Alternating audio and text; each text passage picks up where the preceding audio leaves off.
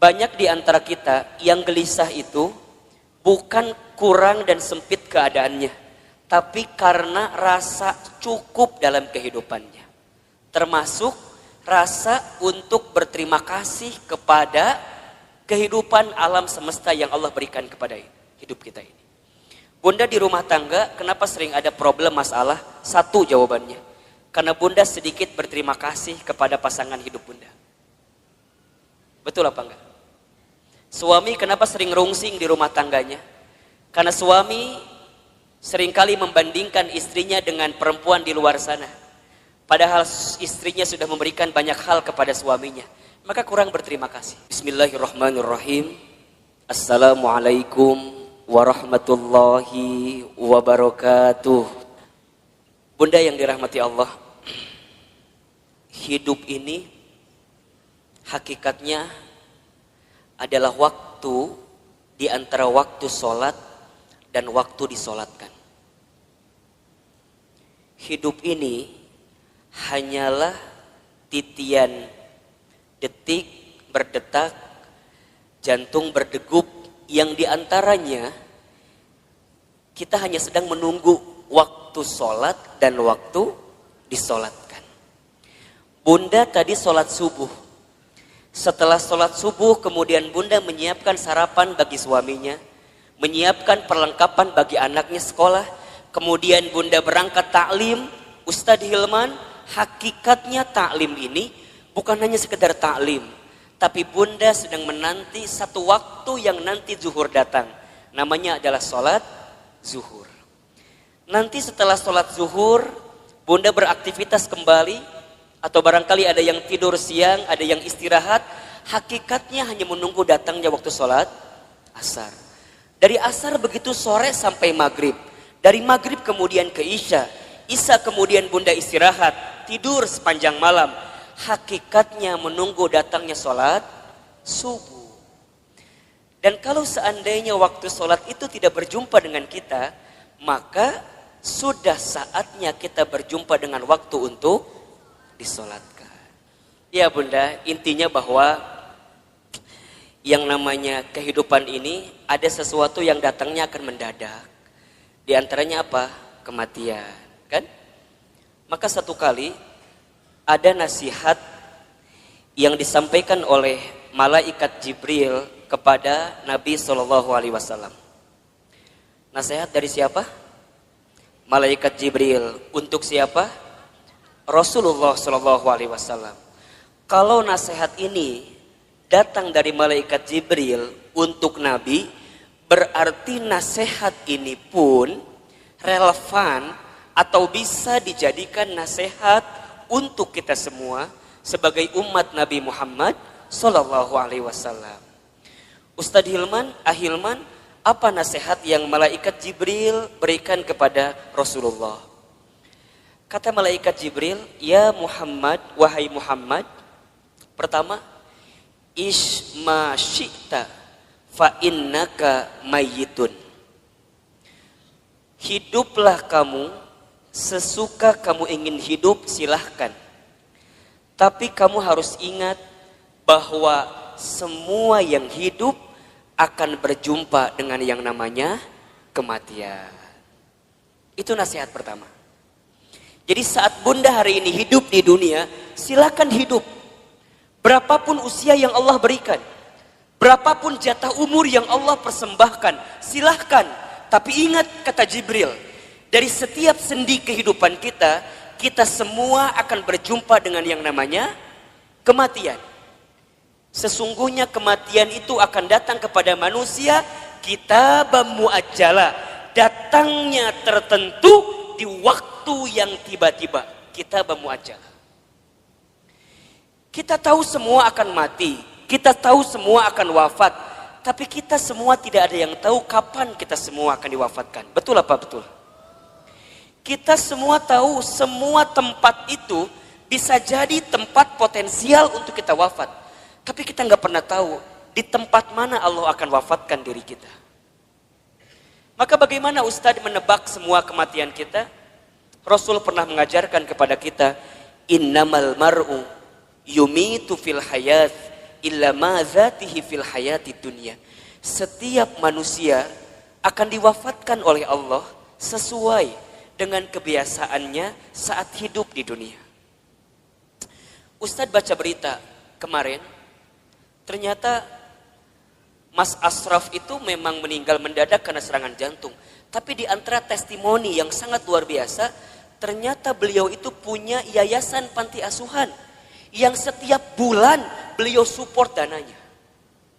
Jadi bukan hanya beliau sekedar seorang artis, seorang public figure yang mungkin kita tahu wafatnya, tapi di antara kenangan yang sangat luar biasa adalah kemarin ada testimoni dari pimpinan panti asuhannya yang kemudian beliau sampaikan yang membuat dia kehilangan sosok Ashraf itu bukan hanya sosok sebagai public figure, tapi setiap bulan beliau mencintai anak yatim piatu di bawah panti asuhan. Diingat gitu. Nah sekarang Bunda yang ada di sini Ustadz akan tanya, yakin nggak kita semua akan mati? Pasti akan mati, betul? Sekarang kalau seandainya Bunda wafat di waktu yang lebih dekat daripada kehidupan hari ini, persiapan apa yang sudah Bunda lakukan? Hah? Belum ada. Belum ada Ustadz, iya. Justru Bunda datang ta'lim ini persiapan buat menjelang kematian, betul apa enggak? Bunda datang ke majelis ilmu ini persiapan buat menjelang kematian. Dan kalau bicara sibuk mah tuh Bunda, wajah di dia makan sibuk semua merenan. Sibuk. Naon Bunda sibuk naon wae hidup teh. Sok ngumah wadah, bener teh. Di rumah banyak gak yang harus kita ngumah wadah pagi hari ini? Tumbukan baju banyak, setrikaan banyak. Ari ibu teh naon sih gawena? Ngumah wadah, setrikaan, masak. Jadi banyak kesibukan kita. Tapi kenapa di antara Bunda masih punya waktu, masih punya kesempatan, masih kemudian menyegerakan kebaikan ini, datang ke talim ini, kemudian barangkali karena hari ini Masya Allah di atas juga penuh sampai keluar-luar, desek-desekan. Kenapa Ustadz mau seperti ini? Karena satu alasannya, kita nggak pernah tahu bekal apa yang akan kita bawa menuju Allah Subhanahu Wa Taala. Betul apa enggak? Maka Bunda yang dirahmati Allah, ini nasihat juga. Kalau Bunda sedang down dalam melakukan kebaikan dan agar terus diistiqomahkan dalam kebaikan itu, ingat bisa jadi kebaikan yang kita tunaikan adalah kebaikan terakhir dalam kehidupan kita. Itu aja yang Bunda bayangkan. Jadi kalau Bunda diajak ngaji, ada rasa-rasa malas, langsung Bunda mikir, bisa jadi ini pengajian saya terakhir. Bunda nggak pernah pakai hijab, nggak pernah pakai jilbab. Kemudian tiba-tiba ada yang ngajak Bunda pakai jilbab. Bunda jangan mikir, engkewe nges usia 50 tahun. Emang nyampe 50 tahun? Kan kita nggak punya jawaban untuk itu. Jadi kalau ada orang yang ngajak kebaikan, langsung. Karena bisa jadi bab kebaikan yang kita lakukan hari ini adalah yang terakhir. Makanya Nabi itu kalau sholat dengan para sahabat, saat beliau ngimamin, apa kalimatnya? Setelah kalimat istau istaqimu, luruskan safnya, rapihkan safnya, lihat kalimat selanjutnya. As-sholatul muwaddi, sholatlah seakan-akan kamu sholat yang terakhir. Itu aja. Makanya kalau Bunda sekarang sedang kesel sama suami misalnya. Halo? Bunda kesel sama suami misalnya. Biar nggak kesel, bayangkan. Bisa jadi Bunda teh sama suami waktunya nggak lama lagi. Bener tuh? Jadi kalem we. Isuk maut suami saya mah. Gitu. Bisa jadi, iya mah bisa jadi. Kan cek Ustadz bisa jadi. Jadi kalau Bunda kesel, kehul pisan, ulah kumahanya, iya masa tahun kesel ti di dieu we disimpen. Ustadz, dah aku mah sama suami aku tinggal kehul. Dari kapan? Dari awal nikah juga udah kehul. Nah atuh nikah teuing Ustadz. Udah Bunda, kalau yang sudah bertahun-tahun nih kesel luar biasa, catat baik-baik. Kita itu akan benar-benar merasa kehilangan orang yang kita cintai bukan saat dia masih ada, justru saat dia sudah tidak ada. Catat status di Facebook. Kita akan merasa kehilangan seseorang dalam hidup kita bukan saat dia masih ada, tapi saat dia sudah tidak ada bersama dengan kita. Yang kedua, apa nasihatnya Ustadz? Kata Jibril, wa ahbib man syi'ta fa innaka mufarriquh. Ya Muhammad, wahai Muhammad, cintailah siapapun, apapun yang kamu cintai, tapi ingat, kamu akan berpisah dengan siapa atau apa yang kamu cintai itu. Bisa jadi kamu yang berpisah dengan dirinya, atau orang yang kamu cintai berpisah duluan dengan kamu yang mencintainya. Ada saatnya berjumpa dan pasti ada saatnya berpisah.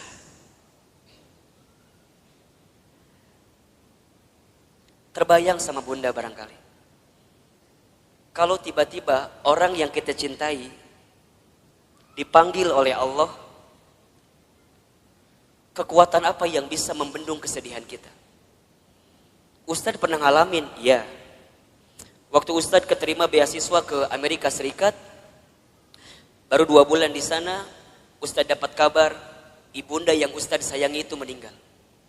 Dulu kelas 3 SMA, dari Amerika mau pulang susah, harus pulang seperti apa.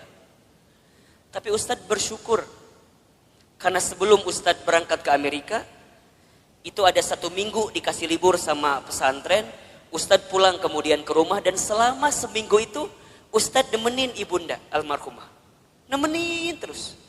Nyuapin makannya, nemenin sholatnya. Dan begitu banyak di antara kata-kata ibunda yang terekam di hari-hari seminggu itu, yang sekarang jadi kenyataan. Ustadz sering ceritakan ke bunda barangkali. Bagaimana ibunda Ustadz waktu 1 kali sarapan, Ustadz suapin, ketika sarapan ibunda bilang ke saya, Hilman, nanti mama bakal nonton Hilman ceramah di TV. Dulu saya gak pernah nyangka, orang Garut, orang kampung, orang miskin, anak yatim, gimana caranya bisa ke Jakarta, bahkan bisa masuk TV. Hari ini, apa yang ibunda saya ucapkan jadi kenyataan. Ibunda saya pernah dapat hadiah sejadah, gambarnya Ka'bah. Kemudian ibunda saya tidak pernah lepas baca talbiyah setelah selesai sholat. Kemudian saya tanya kepada ibunda saya, Mama kenapa baca talbiyah terus setelah selesai sholat? Kata ibunda saya, Hilman, Iman, sambil dipegangin pipi saya, Mama itu ingin sekali berangkat ke Baitullah. Kalau Mama gak sempat berangkat ke Baitullah, Mama doain Iman bisa bolak-balik ke Baitullah. Hari ini, saya pengen berangkat ke Baitullah kapanpun terserah kita. Karena banyak travel yang kerjasama dengan kita. Tapi di balik itu semua, kadang ketika saya berangkat ke Baitullah, saya suka sedih. Karena saya belum sempat menggenggam tangan ibunda saya, ayahanda saya, untuk bisa menatap Ka'bah. Maka bunda yang dirahmati Allah, kita akan merasa kehilangan seseorang yang kita cintai, bukan saat orang itu masih ada, tapi orang itu setelah tiada.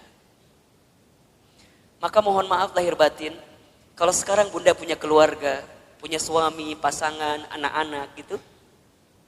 Cara mencintai yang paling tulus kepada mereka, bukan saat mereka masih ada. Tapi bayangkan seandainya orang ini sudah tidak ada dengan kita. Dan Ustadz tuh paling kesal, paling sebel, kalau ada istri yang suka bilang begini, Ustadz, da aku mah nikah sama suami aku teh, meni asa gak pernah bahagia teh. Ari bunda udah berapa tahun nikah teh? 12 tahun. Selama eta kesiksa terus 12 tahun teh. Yakin dak moal mungkin 12 tahun teh meni sangsara terus, betul apa enggak? Ada enggak selama 12 tahun sisi bahagia yang suami berikan? Pasti ada, pasti. Gak mungkin gak ada. Ustadz nanya, bunda sekarang tinggal di mana? Di rumah. Sekarang Ustadz tanya, itu rumah dari siapa? Tuh kata apa Ustadz? Tiba-tiba ayawe di imah orang. Tapi kan gara-gara suami, betul apa enggak? Sedikitnya ada uang suami, gak banyak mungkin uang suami, tapi setidaknya suami yang kemudian dia bekerja, banting tulang, walaupun uangnya nggak seberapa, dia ngasih rumah buat kita. Bunda bisa tinggal di rumah itu. Betul apa enggak? Bunda masih ingat sempat jalan-jalan sama suami, sempat mungkin jalan-jalan ke taman safari merenan pernah. Dulu waktu awal-awal, betul apa enggak? Yang taman safari tiketnya masih 50.000 kene. Ayeuna geus 250.000 tiketna. Meureun baheula ke taman safari, ayeuna mah ke taman coret-coret. Teu naon? Betul apa enggak? Jadi bunda, mohon maaf ya. Kalau ada di antara bunda yang saat ini sedang disakiti oleh suaminya, ada di antara bunda yang barangkali hari ini sedang dikhianati oleh suaminya, di antara bunda barangkali hari ini yang sedang ternoda hatinya karena suaminya, bayangkan sosok suami kita yang walaupun pernah menyakiti kita, dia pernah memberikan sesuatu yang terbaik dalam hidupnya buat kita. Jadi kalem. Dan kita akan ketemu tahapan berpisah dengan orang yang kita cintai. Maka cintai dia selagi ada. Anak bunda, cintai dia selagi ada. Suami bunda, cintai dia selagi ada. Ibu, bapak, ayah, bunda, orang tua bunda, cintai dia selama masih ada. Demi Allah, bunda akan merasakan sakit sesakit-sakitnya saat ingin berbuat baik kepada orang tua, sedangkan orang tua sudah tidak ada. Maka satu kali Ibnu Umar itu pernah bertanya kepada Rasulullah, ya Rasulullah, kalau seandainya aku menggendong ibuku keliling muterin Ka'bah, apakah aku bisa membalas semua kebaikan orang tuaku? Apakah aku bisa membalas kebaikan ibuku? Jadi aku gendong ibuku keliling Ka'bah, apakah aku bisa membalas kebaikan ibuku? Apa jawaban Nabi ketika itu? Wahai Ibnu Umar, seandainya kamu menggendong bukan hanya di depan Ka'bah, tapi kamu menggendong ke seluruh dunia ibunda kamu, demi Allah, jangankan semua kebaikannya, tendanganmu saja saat engkau dikandung dalam rahimnya belum tentu membalas kebaikan kamu, ibunda kamu, dengan apa yang kamu lakukan. Jadi kalau sekarang bunda berikan apapun kepada orang tua, misalnya ngasih A, ngasih B, ngasih C, ngasih D, dan kita merasa cukup membalas semua kebaikan orang tua, demi Allah, tendangan kita pun saat kita dikandung oleh orang tua tidak akan bisa membalas semua kebaikan. Maka cintai dia selama masih ada, karena kita akan menyesal ketika orang tua kita sudah tidak ada. Yang ketiga, apa nasihatnya? Wa'mal ma syi'ta fa innaka mazyun bi. Ya Muhammad, berbuatlah kamu sesuka kamu ingin berbuat, tapi ingat, kamu akan diminta pertanggungjawaban dengan apa yang kamu lakukan itu.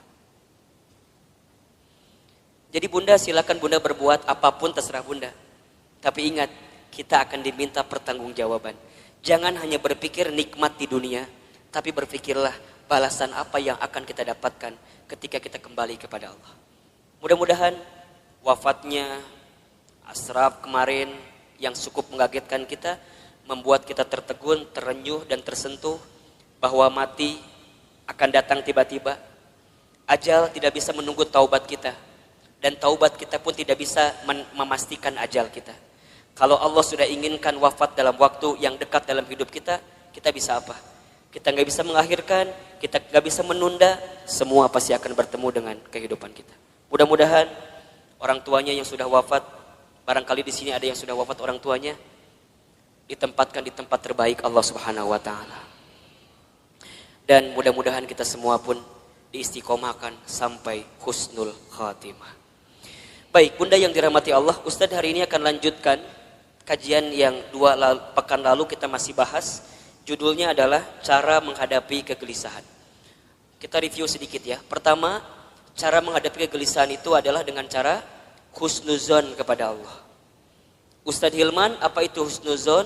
Husnuzon itu artinya berpikir baik, berkata baik, berprasangka baik kepada Allah Subhanahu wa taala.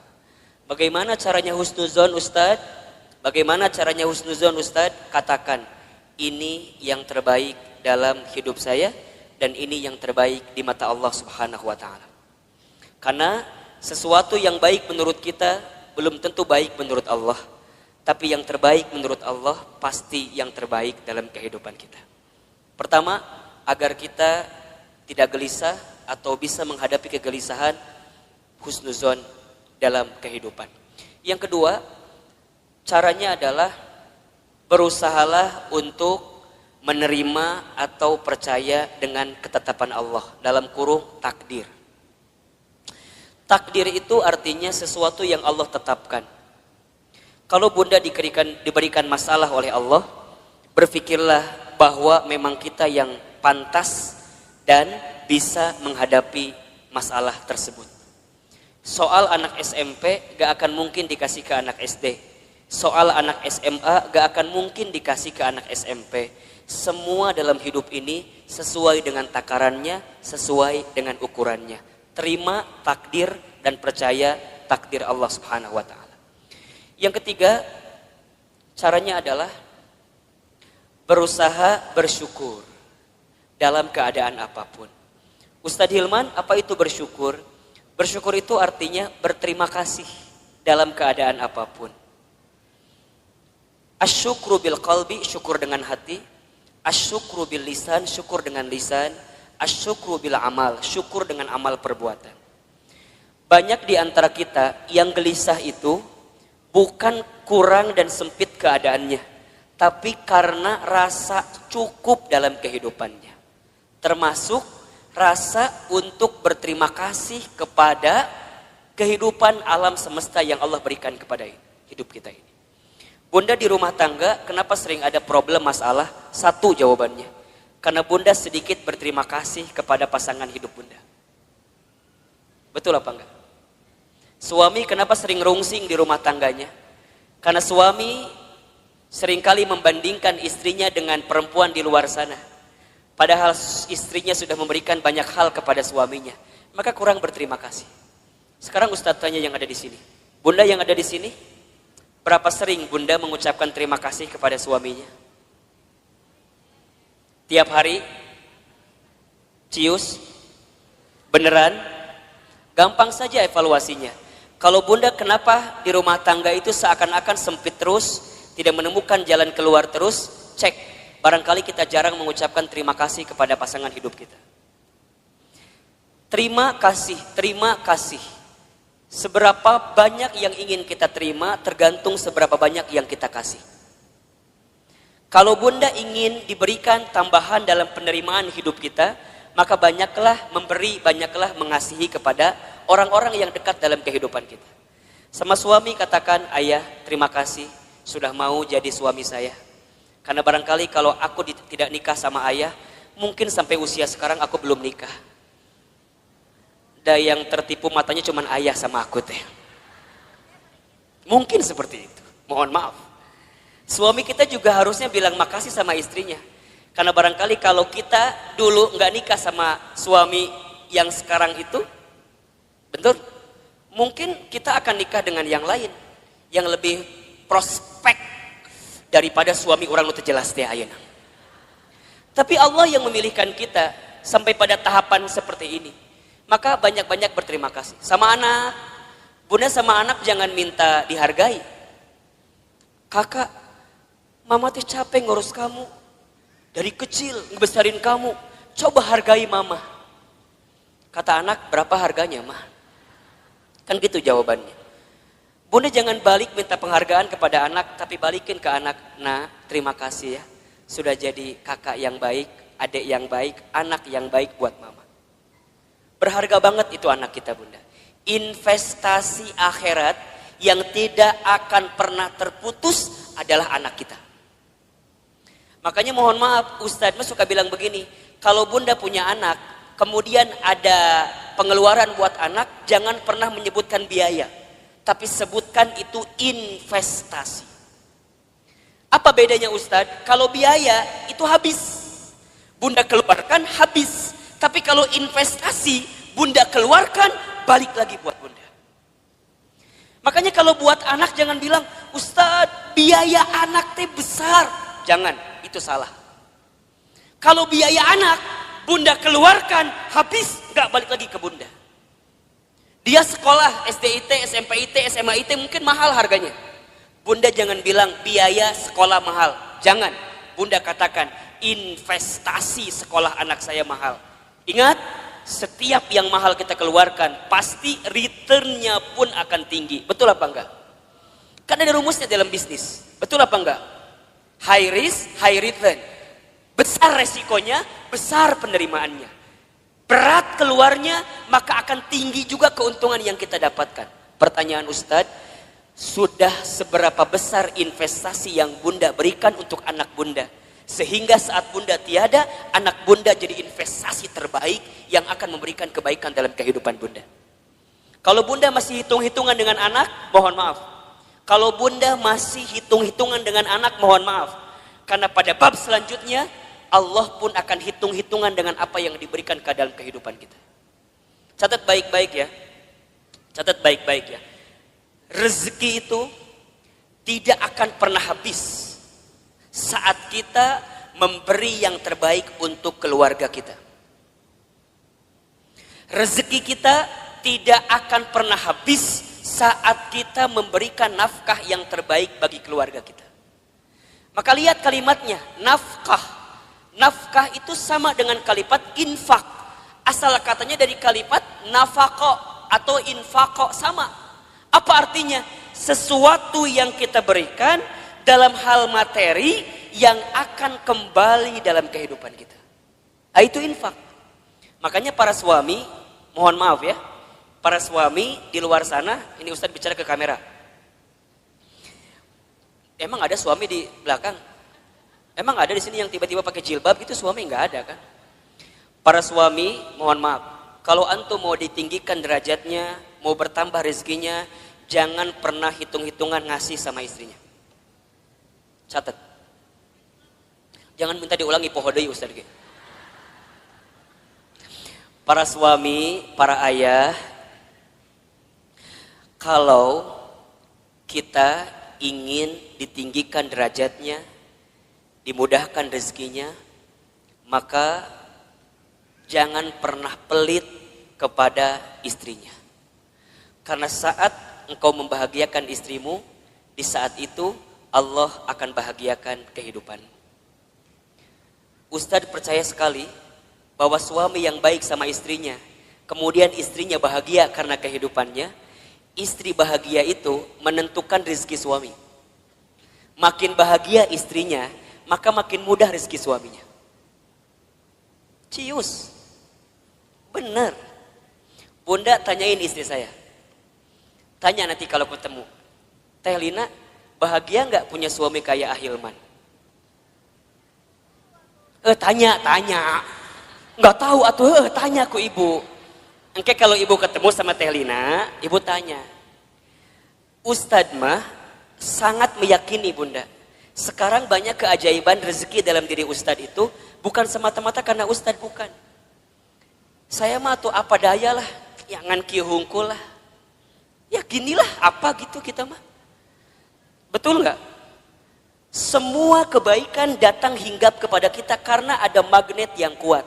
Magnetnya adalah istri kita. Kebayangkan, itu teh baru satu istrinya. Hah? Naon ieu teh?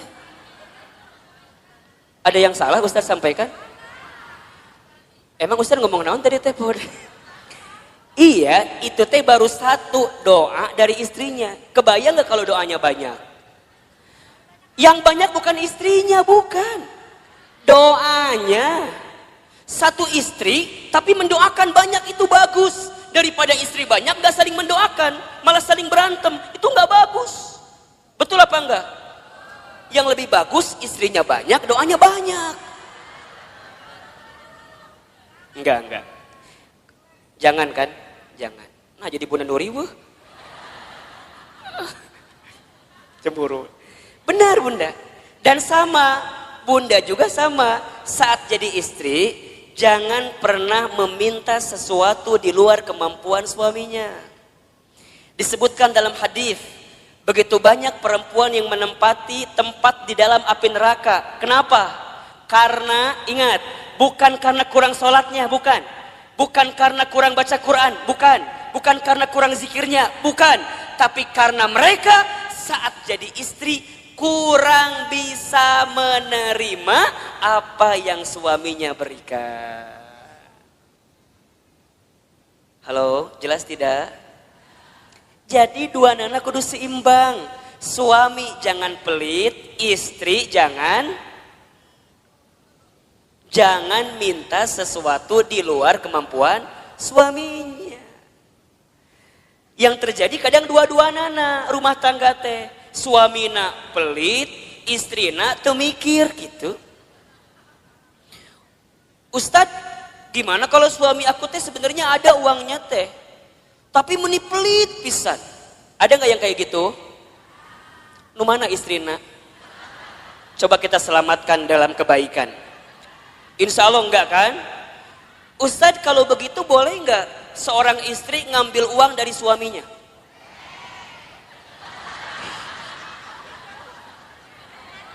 Bahaya loh ini loh. Kela Ustadz nanya nih. Ustadz tanya, Ustadz jalan ke sini lah sedikit. Biar kelihatan mau difoto katanya. Ustadz mau tanya, suaminya punya uang tapi pelit. Bunda boleh ngambil apa enggak?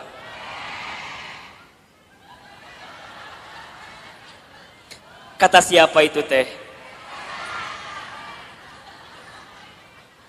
Bunda catat ya, kalau suaminya pelit, kemudian dia nggak pernah ngasih kepada kita padahal uangnya ada, maka bunda boleh mengambilnya dengan can beres, asik langsung. Tah cek Ustad mah eta nu jadi salah teh. Ku bunda si Ustad sok dipotong materina teh. Bunda boleh mengambil dengan syarat tertentu. Ingat ya, ini bicara bab fikih. Contoh ya, jadi kalau suami pelit, uangnya ada tapi nggak ngasih ke bunda, bunda boleh ngambil dengan syarat tertentu. Satu, bunda ambil sesuai dengan kebutuhan keluarga. Satu, ingat ya, bukan kebutuhan bunda, kebutuhan keluarga. Jelas kira-kira? Uang dapur kebutuhan bunda atau kebutuhan keluarga? Baik, uang pembantu kebutuhan bunda atau keluarga? Bunda beli tas baru new arrival di Botani, kebutuhan keluarga atau kebutuhan bunda?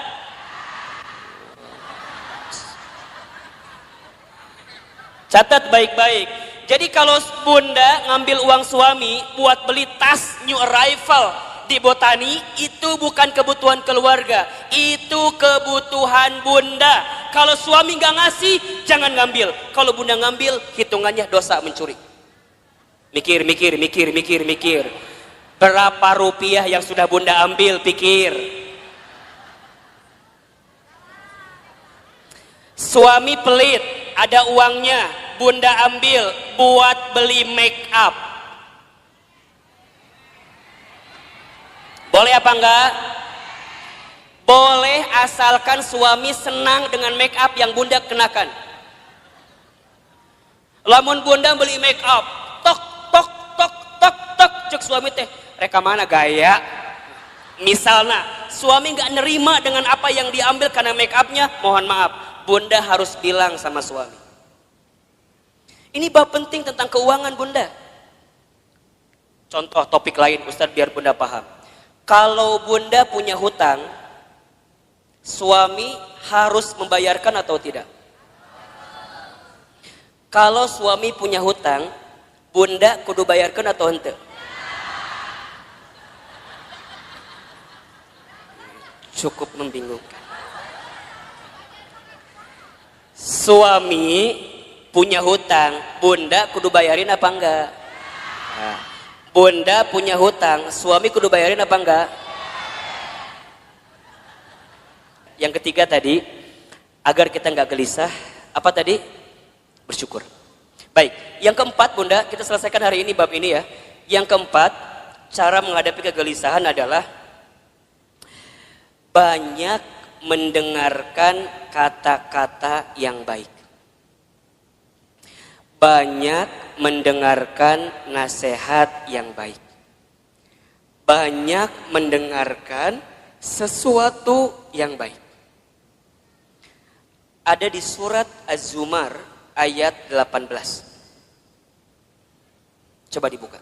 Surat Az-Zumar ayat 18. Surat ke-39 kalau nggak salah, ayat 18.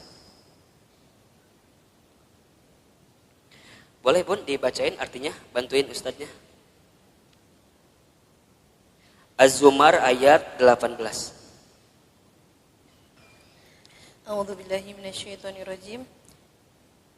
Yaitu mereka yang mendengarkan perkataan lalu mengikuti apa yang paling baik di antaranya.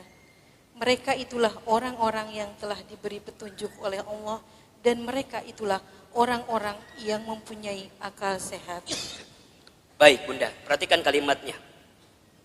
Di situ diperintahkan oleh Allah kita semua untuk mendengarkan sesuatu yang baik.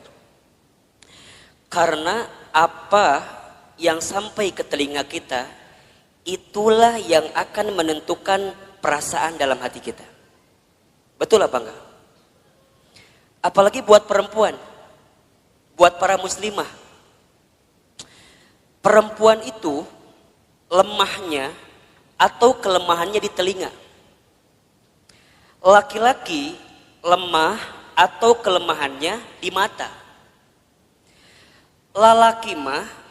Laki-laki mah kalau ngelewat sesuatu yang lebih indah menurut pandangannya, maka dia akan menatap sesuai gerakan dari yang dilihat itu. Jadi kalau Bunda jalan jeung suami Bunda di botani, tiba-tiba di depan Bunda teh aya nu geulis. Set ngalewat. Suami Bunda pasti akan melihat. Set gitu. Biasanya pandangannya sesuai dengan arah kemana dia berjalan. Jadi kalau Bunda jalan sama suami, kemudian suaminya begitu lihat yang indah-indah, pada tahapan pertama biarkan saja, berarti wajar, normal. Tapi lamun keterlaluan, kemana panon eta eta gitu. Jadi kalau set sekali itu wajar, memang nalurinya begitu laki-laki. Tapi kalau perempuan itu lemahnya di telinga. Makanya hati-hati Bunda dengan kalimat-kalimat yang negatif yang datang dalam kehidupan kita. Itu yang bisa membuat kegelisahan dalam hidup kita. Contoh, Bunda teh punya teman. Pertama begini, Cida sini.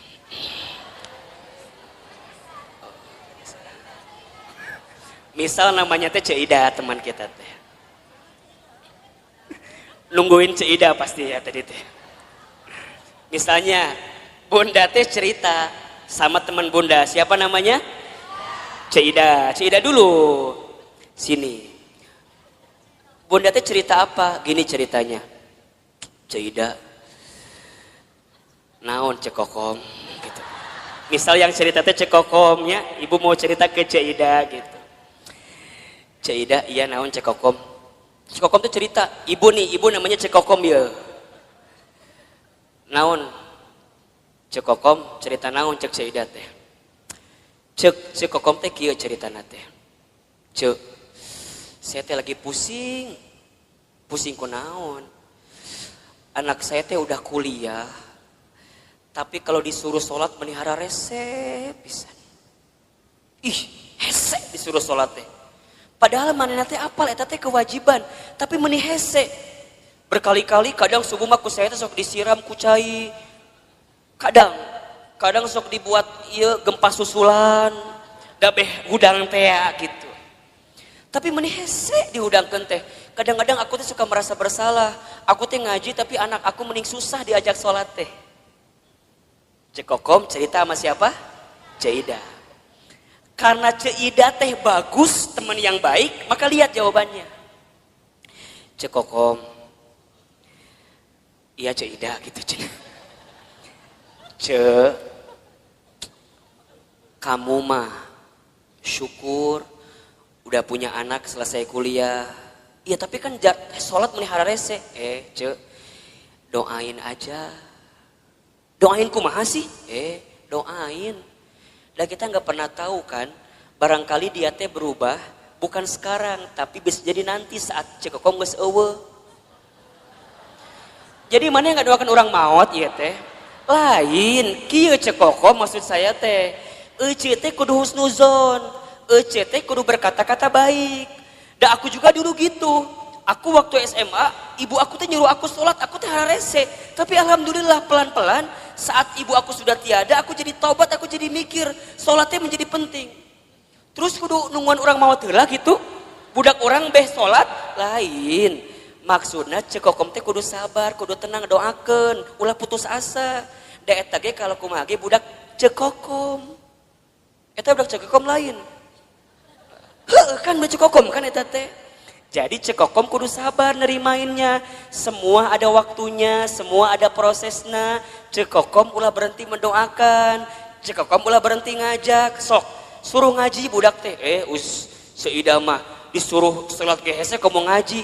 Pelan-pelan kan ayeuna mah aya YouTube. Sok cekokom teh share ka budak cekokom kumaha eta pahala salat dan segala macamna. Insyaallah doakeun yang terbaik buat anak kita. Coba saya mau tanya, kalau bunda dengerin kalimat kayak gitu, tenang apa enggak? Tenang. Nuhun Caidah, memang you are my best friend ya. Kamu itu adalah teman yang baik buat saya. Sekarang bandingkan, kalau cekokom cerita ke Ceodah. Ceodah mah lamun ngomong teh teuing ngaliurkeun ka urang teh. Da kata-katanya teh kurang baik wae. Dia ceritalah sama Ceodah, Ceodah aku teh mau curhat, kenapa? Anak aku teh udah kuliah tapi titah sholat meni hese. Da Ceodah teh lamun ngomong teh kitu wae pasti. Cekokom, apal teu? Eta teh pasti pangaruh ti suami cekokom. Coba. Da moal mungkin budak teh teu sholat lamun bapana sholat. Da eta mah gara-gara suami cekokom teh tara salat. Cekokom coba bayangkeun tah suami cekokom. Ustaz mau tanya, tenang atau tambah gelisah? Yang tadi pertama nu kapikiran saha? Anaknya doang, ditambah cerita Ceodah, tambah siapa? Betul apa enggak? Matakna bunda di telinga kita kudu difilter. Mana yang kira-kira nggak bikin kita tenang, mana yang kira-kira bikin kita gelisah, tinggalin, pelan-pelan mundur teratur.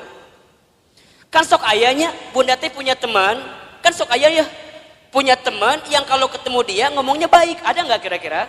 Ada, tapi ada teman yang kalau ketemu dia teh, orang terbuka masalah oke, gara-gara saya tahu masalah jadi kebawa masalah. Betul apa enggak? Matakna hati-hati dengan teman-teman yang berkata kurang baik dalam kehidupan kita. Ingat nih, perempuan itu telinganya sangat lemah. Kalau ada kata-kata yang buruk hingga ke telinganya, bisa masuk ke dalam pikirannya, terasa di hatinya, itu yang membuat gelisah dalam kehidupan. Sekarang Ustadz tanya, kalau bunda sering banyak gelisah, apakah masih ada teman-teman di sekitaran bunda yang kalau bicara seringkali memberikan pengaruh yang buruk dalam kehidupan bunda? Ayah, nu gitu, tinggalkan lieur. Tapi Ustaz jadi benci, bukan jadi benci. Memang ini tahapan selanjutnya untuk menghilangkan kegelisahan. Bunda harus ketemu dengan orang yang kalau bicara positif. Bunda harus ketemu dengan orang yang bicaranya baik. Bunda harus ketemu dengan orang yang kalau dia bicara muatin kita. Kan Ustaz berapa kali bilang, teman baik itu bukan teman yang seringkali mengiyakan ucapan kita. Tapi teman yang baik adalah teman yang bisa mengatakan tidak, teman yang bisa mengatakan jangan, teman yang bisa mengatakan gak boleh bunda, itu gak baik. Selama gak baik dia katakan dengan sesuatu yang tidak baik, itu teman yang baik. Ulah kieu ieu mah, tahu bunda teh salah, kemudian nanya sama teman bunda teh karena ngerasa teman kita, kemudian mengiyakan kelakuan kita walaupun kita salah. Caidah, saya mau cerita dong. Caidah deui. Caidah mau bager. Naon ceritanya teh cekokom? Masih cekokom, dah loba masalah mah cekokom. Dah loba masalah mah cekokom wae eta. Cek si cekokom teh, Ceuida. Kan kamu tahu ya, aku teh lagi ada masalah sama suami aku. Terus kemarin malam teh tiba-tiba ada yang nge-DM ke Facebook aku. Saha eta si Aceng teh ya. Nu mana si Aceng teh?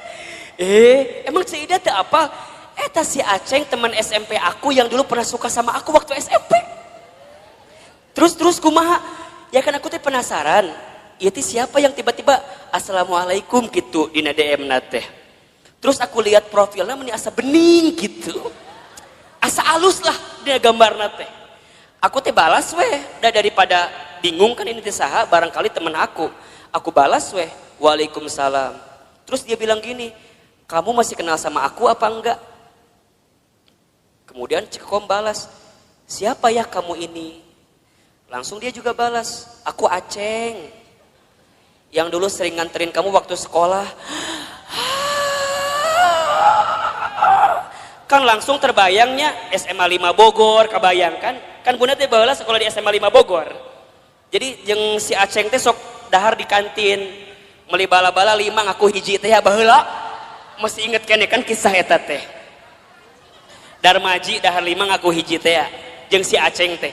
Tiba-tiba si Aceng datang di saat waktu yang tepat, betul gak sih? Di saat kita teh lagi bener-bener punya masalah sama suami, datang si Aceng. Ngobrol kasih Ceuida. Cek Ceuida teh, cek Kokom. Ingat, kamu teh masih punya suami. Hargai suami kamu. Oh gitu Ceuida. Kalau kamu jadi suami kamu, coba kalau suami kamu kayak gitu sama perempuan lain gimana? Kamu sakit hati apa enggak? Iya sih. Terus kumaha? Ulah tinggalkan. Kalau bisa mah langsung blok daripada panjang. Ya tapi kan dia datang di saat yang tepat, lagi ada masalah. Aku teh sama si Ramli, iya nu ayeuna aya teh. Misal suamina Ramli nu ayeuna aya teh. Tapi itu nggak bagus. Nah, teman yang baik mah, teman yang kayak Ceuida tadi, yang katakan nggak boleh itu nggak bagus. Ulah cerita ke si Coodah. Lamun cerita ke Coodah mah lain kalimat nate. Ustadz Hilman, kumaha kalimat nate lain Coodah mah sudah diceritakan gitu teh. Coodah, apal tuh naon? Semalam ayah laki-laki yang nge-DM saya. Saha? Aceng. Aceng yang mana? Mantan aku waktu SMP. Ih, ini the best opportunity. Kesempatan terbaik itu buat kamu. Kenapa emangnya? Kan kamu lagi ada masalah sama si Ramli suami kamu. Udah we atuh sama si Aceng gak masalah dah itu mah. Hati-hati. Jeung si Coodah kadang-kadang sok nanya deui gitu. Kamu lihat di mana sih si Aceng? Aku lihat di profilnya kumaha halus teh. Aku lihat dia pakai mobil, gonta-ganti mobil teh. Manya. Kon wah langsung mobil gonta-ganti. Wah!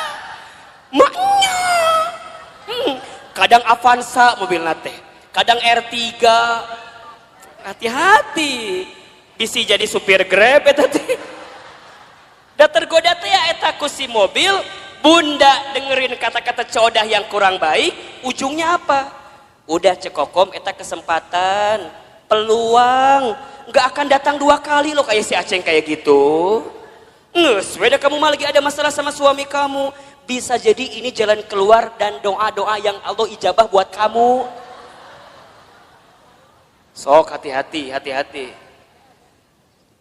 Jadi ayah juga Coodah ayah di dia nusuk juga si Coodah ngomong ayah. Ingat ya, kata-kata buruk itu bunda akan mempengaruhi pikiran kita. Pikiran kita mempengaruhi hati kita. Sama bunda juga, kalau bunda hidup di rumah tangga dengan suami, kalimat suami seringkali mendatangkan hal-hal yang negatif dalam kehidupan bunda. Naon tinggalkan. Kalau suami kata-katanya kurang baik didengar oleh kalimat bunda, maka bunda katakan kepada suami bunda, ayah, kalau ayah nggak bisa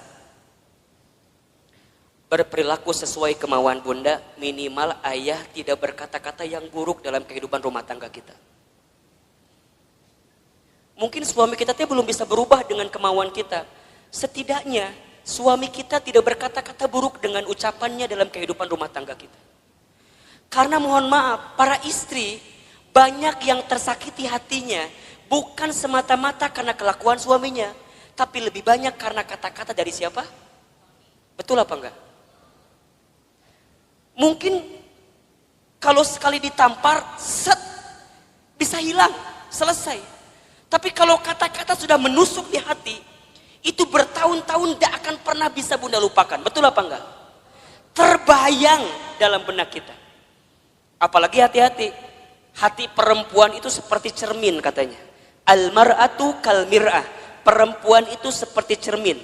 Kalau sudah tersakiti hatinya, sama seperti cermin pecah. Mungkin kamu bisa meletakkan kembali pantulan cahayanya, tapi pantulan cahayanya tidak akan sama sebagaimana cermin itu di waktu sebelumnya. Bunda tersakiti, mungkin bunda bisa memaafkan, tapi untuk melupakan tak mudah seperti memaafkan tadi. Betul apa enggak? Biasa aja, biasa aja.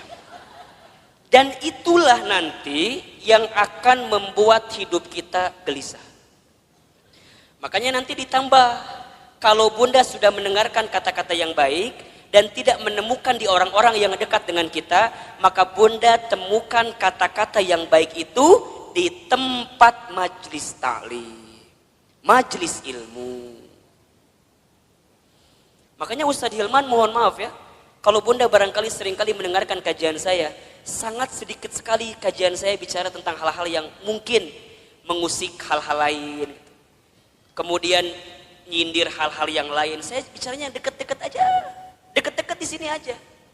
Saya berusaha untuk menghadirkan kata-kata nasihat yang bijak dalam kehidupan bunda. Buat Ustadz mah bunda nyatat, kemudian bunda lupa kajian saya, nggak masalah. Karena barangkali catatan hutang lebih banyak daripada catatan kajian saya. Makanya sekali dia datang diingetin lagi, dicas lagi, betul apa enggak? Atau udah kebayang bunda bahwa lagi waktu sekolah yang ada ujiannya, bunda mah jarang belajar, bener nggak? Kadang mau ujian teh pas ulangan pas mau ulangan baru belajar. Kamu ayeuna taklim, eueuh UTS-na eueuh, eueuh UAS-na eueuh. Jadi jangan berharap kalau dia akan ngebuka lagi catatannya. Karena yang bunda butuhkan kadang-kadang ketika mendengarkan kalimat-kalimat yang baik, itu tenang ketika menghadapi masalah bunda. Betul apa enggak? Bunda nggak bisa doa sendirian. Kemudian bunda dibimbing untuk berdoa. Dan bunda mendapatkan ketenangan. Kenapa? Karena dengan telinga bunda mendengarkan ketenangan itu. Makanya mohon maaf lahir batin ya. Kalau bunda sedang punya masalah. Kan kita mah seringkali curhatnya. Bener apa ente? Buat ustadz perempuan curhat itu nggak masalah. Karena barangkali buat perempuan itu adalah cara dia menyelesaikan masalah dia. Betul? Kan kadang-kadang bunda mah kalau udah curhatnya jadi agak tenang kan. Dan yang paling hebat mah kadang-kadang curhat manehna solusi oge, manehna oge. Nges beres ngomong baru dia keluarkan solusinya. Ustadz aku begini. Tapi kan aku harusnya begini ya Ustadz ya. Eta jawabannya. Ngomong sorangan jawab sorangan ta eta. Mungkin buat perempuan itu jadi jawaban ya silahkan saja. Tapi alangkah lebih baik kalau bunda sedang ada masalah, bunda temukan seseorang yang ketika dia bicara bisa mengeluarkan kata-kata baik yang menenangkan kehidupan bunda. Misalnya bunda ketemu Ustadz, ulah ngomong kieu, Ustadz aku mau curhat. Ulah liur ka Ustadna. Langsung Ustadz bisa nasehatin saya apa enggak? Karena tanpa bunda cerita pun Ustadz udah tahu. Dari wajah nggak bisa bohong. Nukie ya wajah-wajah banyak masalah pasti. Nukie nih wajah ada masalah sama suaminya kelihatan. Ustadz dari mana kelihatannya? Air mata nggak bisa bohong. Betul apa enggak? Air mata itu lebih deras mengalir saat kita tersakiti oleh orang yang dekat dalam kehidupan kita. Air mata, coba Ustadz mau nanya, nangis itu lebih sakit yang mana? Yang terisak-isak atau yang dia menangis pelan sampai dia nggak bisa keluar air matanya saking sedih? Nah, nu mana coba? Dua nana. Bener nggak sih? Kadang-kadang bunda teh mau curhat nggak bisa, pernah nggak kayak gitu tuh? Mau ngomong nggak bisa karena saking sakitnya perasaan kita, pernah nggak kayak begitu? Kan kalau pada bab gitu jadi pusing kan? Misalnya bunda nih janjian sama saya di kantor saya di Jalan Azimar 3, kantor teman hijrah. Bunda pernah main ke sana? Nanti main ke sana ya. Kalau ketemu saya syukur, kalau enggak nanti ketemu banyak di sana. Tadi kumaha tadi menangis teh? Oh iya. Oh, lebih sakit mana? Menangis yang terisak-isak atau menangis yang air mata keluar tapi mulut nggak bisa bicara? Nah, Ustadz bilang dua-dua juga sakit, tapi lebih sakit yang air mata keluar tapi mulut nggak bisa bicara kan? Bunda kunaon? Kunaon? Kunaon? Kan liar kan? Ustadz tinggalkan naon? Ditanya. Oh, ternyata Ustadz baru tahu bunda. Kalau ada masalah jangan ditanya katanya. Betul apa enggak? Jangan kunaon, jangan, karena perempuan gak akan jawab. Bunda kunaon? Gitu bukan Ustadz, gitu. Gitu kumaha? Gitu pokoknya mah. Ustadz ngerti kan? Kumaha coba? Orang bisa ngerti kumaha. Oh ternyata bunda dengan ilmu jadi kebalik. Artinya kalau ada perempuan yang cerita, ibu yang cerita, dia sebenarnya tidak butuh dalam artian solusi dengan masalahnya. Berarti kalau dia sedang nangis, kita dengarkan aja tangisannya. Sok nangis yang banyak. Ayo yang banyak. Keluarkan tangisan itu. Ternyata Ustadz tahu menurut ilmu psikologi, neuro, otak berpikir perempuan itu luar biasa bunda. Setiap perempuan menangis ketika dia ada masalah, maka air mata yang menetes itu menunjukkan masalah yang keluar pelan-pelan. Jadi makin banyak tangisannya, makin banyak keluar masalahnya. Jadi kalau ada yang nangis, ku bunda teh langsung tanean ku emer. Tah ka dia sok ceurik sing loba. Keun bae dangke ge beres sorangan. Dia kalau udah beres nangis baru tenang, betul apa enggak? Dan dia akan tambah tenang ketika dia mendapatkan kata-kata yang baik di telinganya. Jadi kalau dia ada masalah jangan ditambahin dengan kata-kata yang buruk. Misalnya dia nangis nih. Gitu wae ceurik. Gitu wae ceurik. Itu masalah satu belum selesai, tambah masalah yang kedua. Catat para suami di luar sana tuh. Makanya kalau istri sedang menangis itu bunda, dia nggak butuh nasihat yang dalam tanda kutip dimarahin. Dia butuh pundak untuk bersandar. Matakna Ustadz mah kalau ada yang hadir di majelis taklim, ibu-ibu, diukna nyender, biasa nama di imah loba masalah. Dan di rumahnya nggak punya sandaran. Matangna lamun ngaji pasti we tembok mana tembok dah hayang nyender teh karena tembok eta. Ayo bunda harus temukan seseorang yang saat dia bicara menenangkan kehidupan kita. Teman kita cari nih, kalau sekiranya teman kita ngasih pengaruh yang buruk, tinggalkan, pelan-pelan mundur teratur. Dia yang bikin kita gelisah. Dia yang bikin kita gelisah. Cek ngaji yuk. Ah nantilah, uci ngaji sekarang lah, angkeke aya kene ngaji sekarang. Wah, itu kan bagus. Ikutin teman kayak gitu, jaga baik-baik. Ece inget ya, Rabu pekan ketiga jadwalkeun. Eta teh jadwal Ustadz Hilma. Emang kumaha gitu? Ngeunaheun ceramahna teh. Misal, ieu mah misal. Henteu ge teu nanaon kalem we, da moal ngamak Ustadz mah. Oh gitu bunda, pokoknya ku bunda kalau ditanggalkan ulah ke mana-mana kudu masuk kata mah. Pok ikutin. Ulah kieu ieu mah. Bunda ngajak temen ya ngaji ka dieu. Cek bunda teh. Cek. Itu Ustaz Hilman teh. Eta Ustaz teh udah mulai ceramah pelan-pelan. Yang lain ketawa, senyum. Desi eta mah kadang-kadang kitu wae pengaruhna teh. Naon sih? Jambar hasi beresna ye ngaji. Bun. Di sini ada yang begitu apa enggak? Kalau ada orang diajak ngaji ku bunda teh, kemudian dia pengaruhnya negatif terus, ngomongnya negatif terus, pelan-pelan tinggalin, enggak benar. Ini yang bikin gelisah bunda. Bunda harus temukan orang yang ketika diajak ngaji ku bunda teh, kemudian dia dengerin. Cek, kumaha enakeun teu? Kamu kenapa baru ngajak aku sekarang?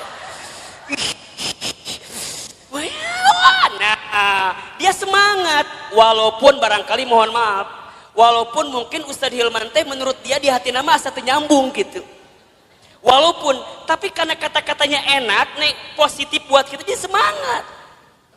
Jadi kata-kata itu, makanya yang keempat nanti cara menghadapi kegelisahan adalah berkata-kata yang baik. Ini berapa ya? Beriringan, mendengar yang baik, berkata-kata yang baik. Salamatul insan fi hifdil lisan.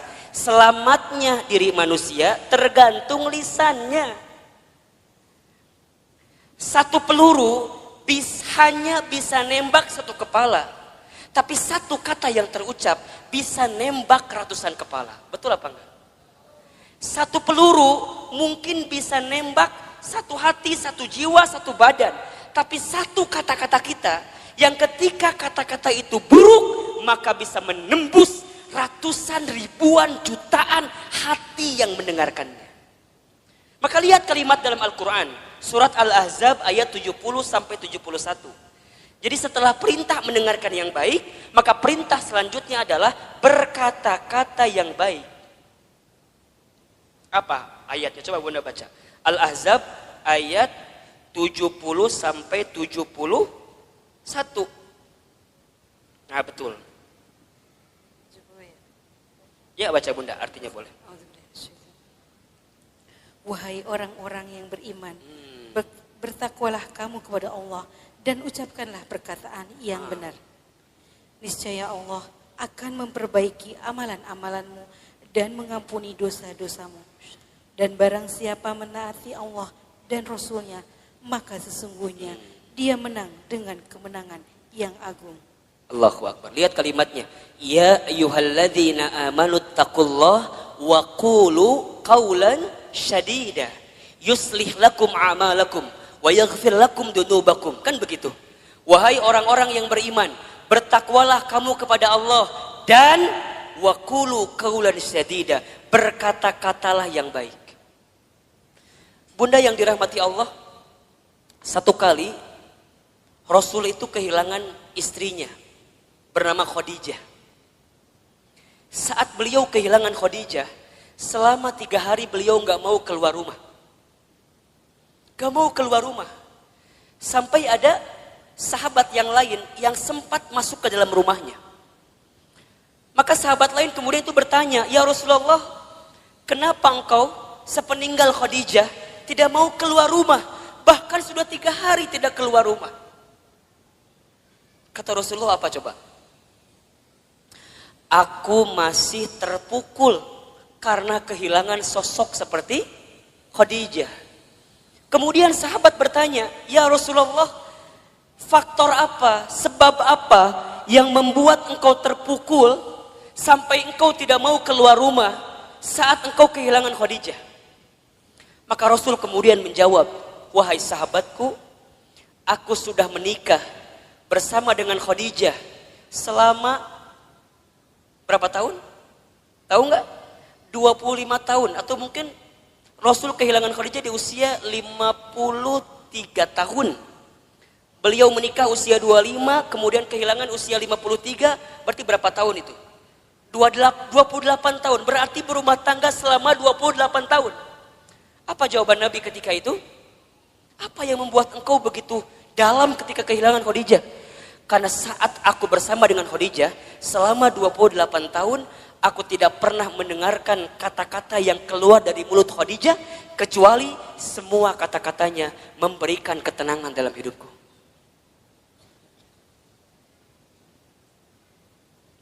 Coba Bunda bayangin. Aku tidak pernah mendengarkan kata-kata yang keluar dari Khadijah kecuali semuanya memberikan ketenangan dalam hidupku. Sekarang Ustaz tanya, Bunda di rumah tangga punya suami Bunda kalau mendengar kata-kata Bunda tambah masalah, hilang masalah. Ulangi. Suami teh di kantor lagi ada masalah, balik ke imah ketemu Bunda, saat Bunda ngomong hilang masalahnya atau tambah masalahnya? Tambah atau hilang? Bener. Sok Ustaz tanya, suami pulang ada masalah, ku Bunda dikumahakeun. Dikumahakeun ku Bunda. Kita mah kadang-kadang kalau suami pulang teh langsung ditanya ku kita teh kan? Assalamualaikum, ayah pulang. Kumsalam, kapelong begeutna abstrak aya masalah. Bapak kunaon? Ayah kunaon? Narotas, ayah kunaon?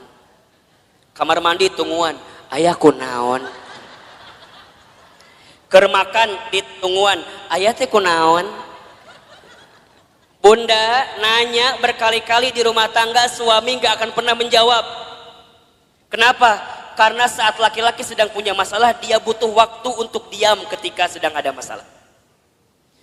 Khadijah bagaimana Ustadz? Allahu Akbar. Ketika Nabi sedang ketakutan, itu datang Nabi ketakutan, buka pintunya, lihat Khadijah, Masya Allah.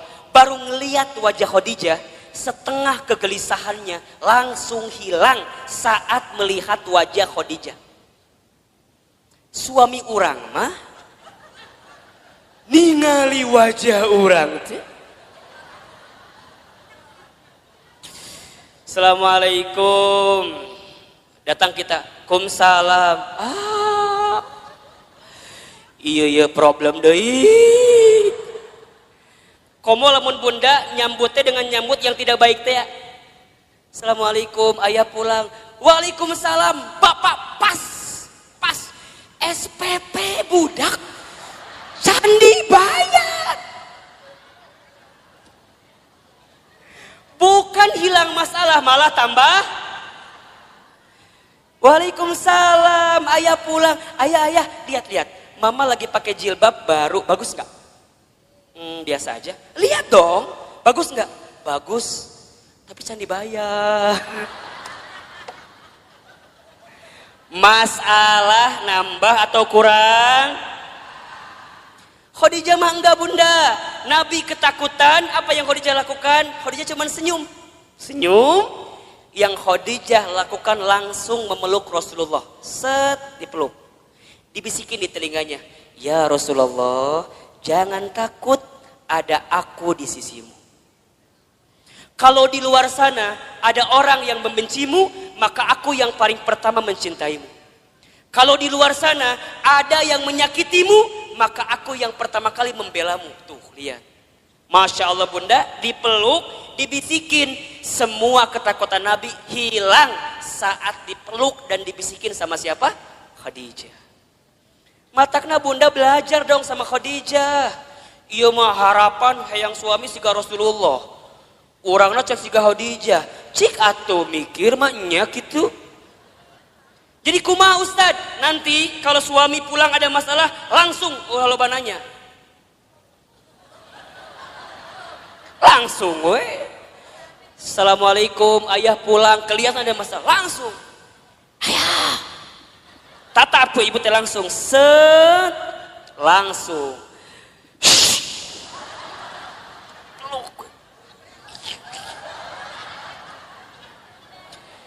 Cek suami teh, naon ih. Ibu, kalau suami berontak, lebih kuat ibu kencengannya. Ulah dia. Benar. Sampai dia tidak berontak lagi. Set. Gitu. Ini ilmu Bunda.